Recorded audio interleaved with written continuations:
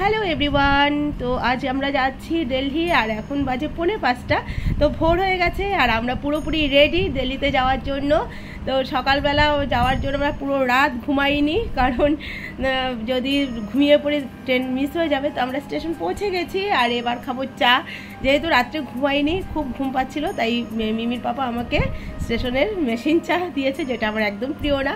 তো আমরা ট্রেনে উঠে বসে পড়েছি আর এবার ট্রেনে প্রথমে আমাদেরকে চা দিয়ে গেছে। তো চায়ের জল এত বেশি দিয়ে যায় প্রতিবারই, আমি জলটাকে কমিয়ে সেই জলটা দিয়ে হালকা করে লাল চা খেয়ে নিই, কারণ এখানে দুধ আর চিনিটা আমি সবসময় অ্যাভয়েড করেই চলি, লাল চাটাই খাই।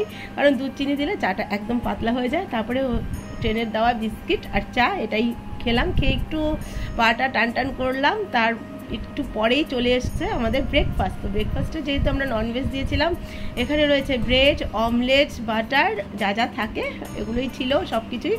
তো ব্রেকফাস্ট শেষ করে একটু রেস্ট করতে না করতে আবার চলে এসছে লাঞ্চ। তো লাঞ্চে আমাদের যেহেতু ননভেজ ছিল, ভাত, ডাল, সবজি, চিকেন, আর ছিল আচার, দুটো রসগোল্লা আর রুটি।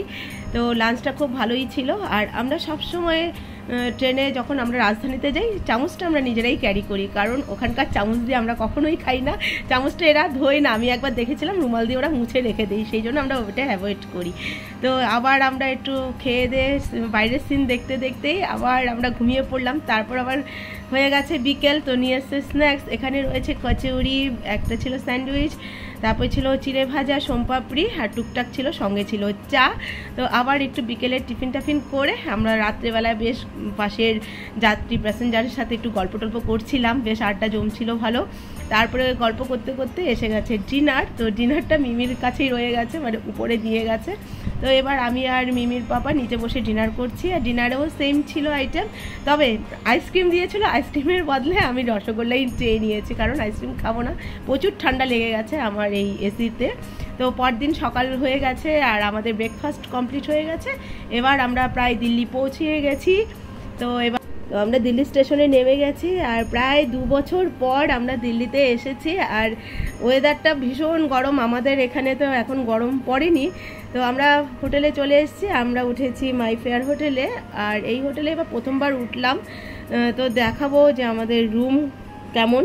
তো যেহেতু আমি প্রথমবার এই হোটেলটাতে উঠেছি, তার আগে অন্য অন্য হোটেলে উঠেছিলাম, তো আমাদেরকে দিয়েছে 303 রুম নাম্বার। তো ঢুকে প্রথমে দেখিয়ে দিচ্ছে, এটা হচ্ছে বেড, আমরা ডাবল বেডে নিয়েছি। আর এখানে এক রাত্রি আমরা স্টে করব। এই হচ্ছে বাথরুম আর এই হচ্ছে পুরোটা রুম। আর এখানে মান্তুও চলে এসছে আমাদের সাথে দেখা করতে। তো নেক্সট জার্নিতে মান্তুও আমাদের সাথে জয়েন করবে। আর চলছিল বিহু, তো আমরা সবাই মিলে এখানে বিহুর প্রোগ্রাম দেখছিলাম, বেশ ভালো লাগছিল দিল্লির হোটেলে বসে। আর আমার একটা কাজ বাকি ছিল, তো আমি ফ্রেশ হয়ে নিয়েছি। আর ফ্রেশ হওয়ার পরে আমি যে কাজটা করব সেটা হচ্ছে, আমি বাড়ির থেকে আসার সময় অনেক বাসনপত্র বেরিয়েছিল, সেগুলো মেজে ঘুষে আস্তে আস্তে আমার হাতে নেল পলিশটা অনেকটা চটকে গেছে, উঠেও গেছে। তো এখন একটু যেহেতু হোটেলের টাইম আছে, আমি আমার হাতে নেল পলিশটা একটু ঠিকঠাক করে নেব, সেই জন্য সঙ্গে করে আমি নেল পলিশটাকে নিয়ে এসেছি। আমার এমনটাই হয়, যখনই আমি নেল পলিশ পরি, হয় এমন একটা ইম্পর্টেন্ট কাজ এসে যায় যে আমি শুকানোর টাইম পাই না, তখনই নেল পলিশটা পরি আর তখনই চটকে যায়। তো এবারেও আবার এরকমই হয়েছে, সেই জন্য আমি সঙ্গে করে নিয়ে এসেছি নেল পলিশ। আর এদিকে 2 ভাই বোন অনেকদিন পর দেখা, ওদের গল্প ভীষণভাবে চলছে। তো আমি নেল পলিশটা পরে এখন একটু সময় শুকাবো। আর এরকম কার কার সাথে হয়, নেল পলিশ পরার পরেই অনেক কাজ চলে আসে। তো একটু পরে আমরা একটু বাজারে বেরিয়ে যাব। আর নেক্সট ভিডিও দেখার জন্য আপনাদেরকে অনুরোধ করলাম। তো দেখবেন আমার পরের ভিডিওগুলো, আশা করি ভালো লাগবে। Bye bye.